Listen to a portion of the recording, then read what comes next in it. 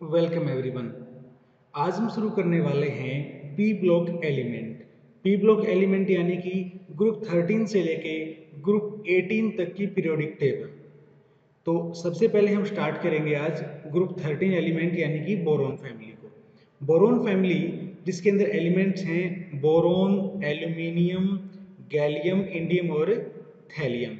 इनकी जो electronic configuration है वो है बोरोन की केस में 2s2 2p1, एल्यूमिनियम की 3s2 3p1, गैलियम की 4s2 4p1, इंडियम की 5s2 5p1 और थैलियम की 6s2 6p1।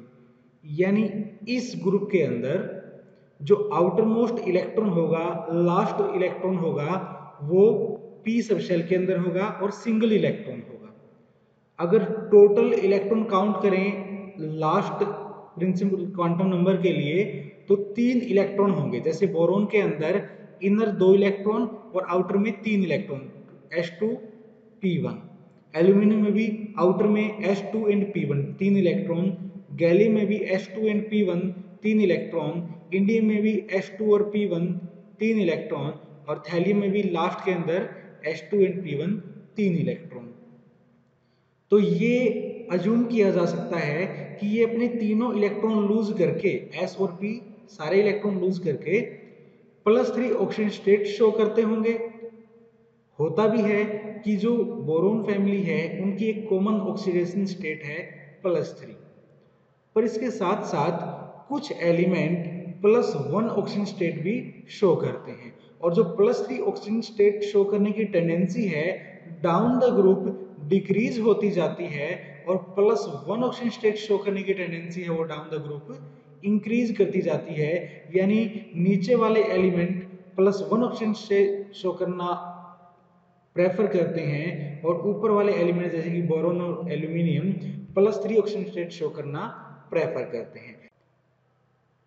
अब +3 ऑक्सीजन स्टेट का तो समझ आता है कि 3 इलेक्ट्रॉन हैं, तीनों के तीनों अगर आयोनाइज हो जाएंगे तो +3 ऑक्सीजन स्टेट शो करेगा। +1 ऑक्सीजन स्टेट क्यों शो करेगा और down the group +1 oxygen state attain करने की टेंडेंसी क्यों बढ़ेगी वो जानते हैं। देखो जो देखो जो गैलियम है, गैलियम में इलेक्ट्रॉनिक कॉन्फ़िगरेशन में इनर इलेक्ट्रॉन है 3d इलेक्ट्रॉन, इंडियम में 4d इलेक्ट्रॉन और टेल्यूरियम में 4f एंड 5d इलेक्ट्रॉन। अब d और f ऑर्बिटल की जो स्क्रीनिंग इफेक्ट है वो काफ़ी कम है। तो जो आउटर मोस्ट इलेक्ट्रॉन होंगे 4s वाले, 5s वाले और 6s वाले, इनके ऊपर न्यूक्लियर का जो इफेक्ट है, अट्रैक्टिंग पावर है न्यूक्लियस की, वो ज़्यादा काम करेगी।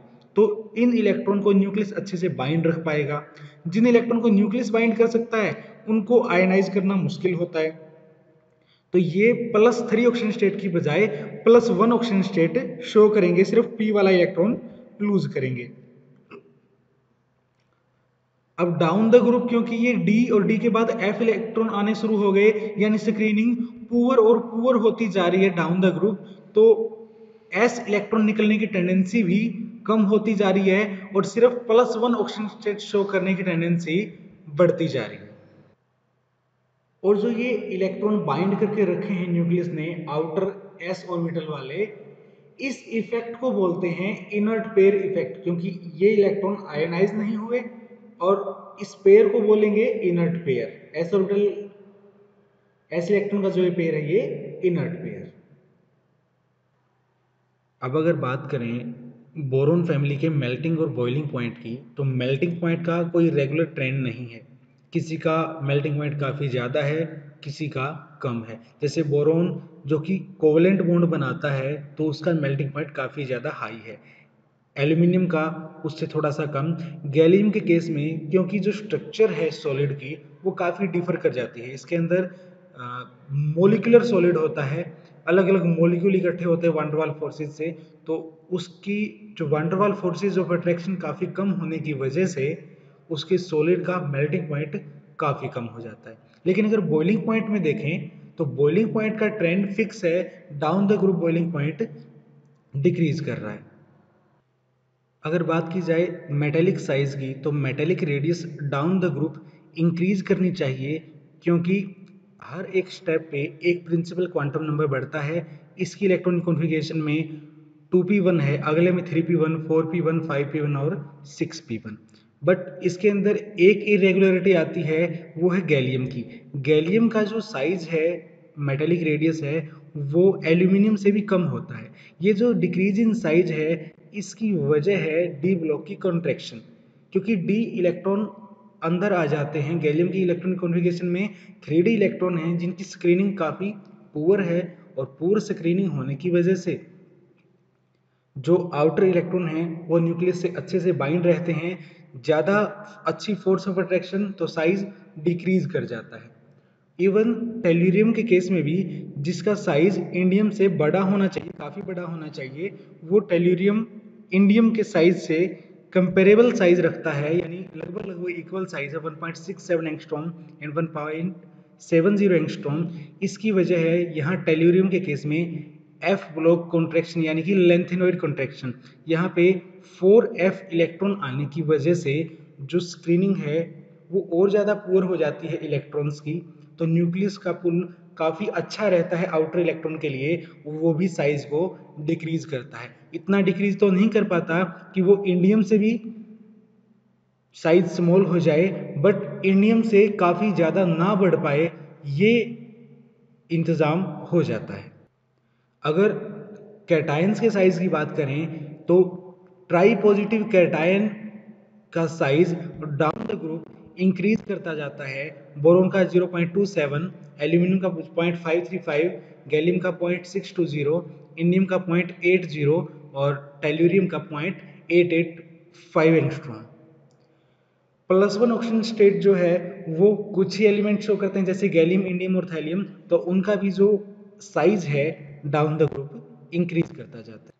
बात करें पोलिंग इलेक्ट्रोनेगेटिविटी की, जो इलेक्ट्रोनेगेटिविटी की वैल्यू है वो बोरोन से एल्यूमिनियम के केस में डिक्रीज करती है, क्योंकि बोरोन तो एक नॉन मेटल है, उसकी इलेक्ट्रोनेगेटिविटी वैसे ही हाई है, और एल्यूमिनियम एक मेटल है। डाउन द ग्रुप स्टार्टिंग में क्या होता है, मेटेलिक कैरेक्टर बढ़ता है बोरोन से एल्यूमिनियम के केस में, तो इलेक्ट्रोनेगेटिविटी की वैल्यू घट जाती है।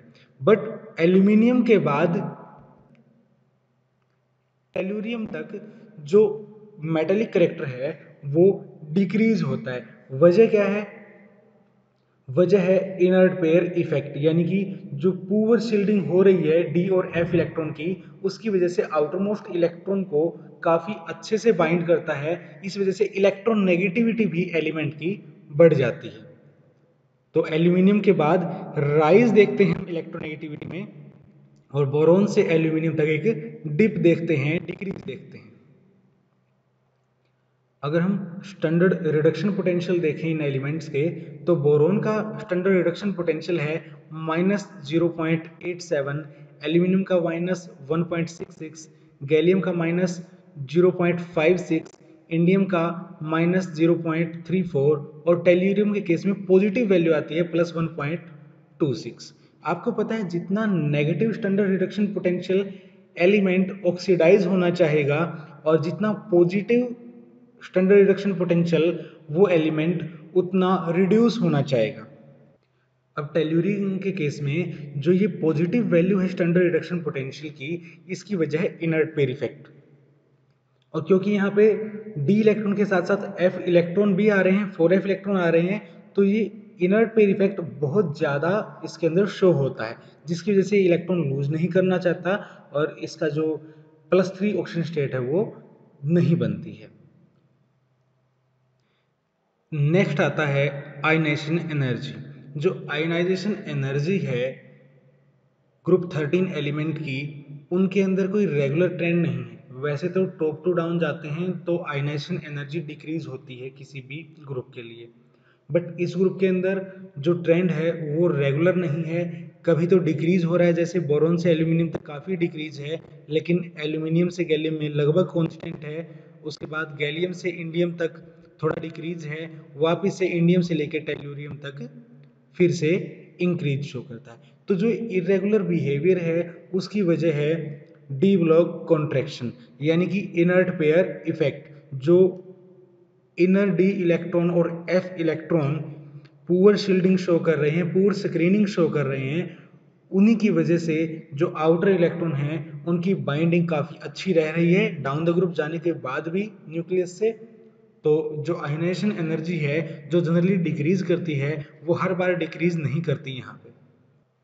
और अगर तीनों आयनाइजेशन एनर्जी का सम देखें वहाँ भी ट्रेंड ऐसे ही है कि बोरोन से एल्यूमिनियम तक डिक्रीज हो रहा है, फिर एल्यूमिनियम से गैलियम तक फिर इंक्रीज है, फिर गैलियम से इंडियम तक फिर डिक्रीज है, और इंडियम से टेल्यूरियम तक फिर से इंक्रीज है।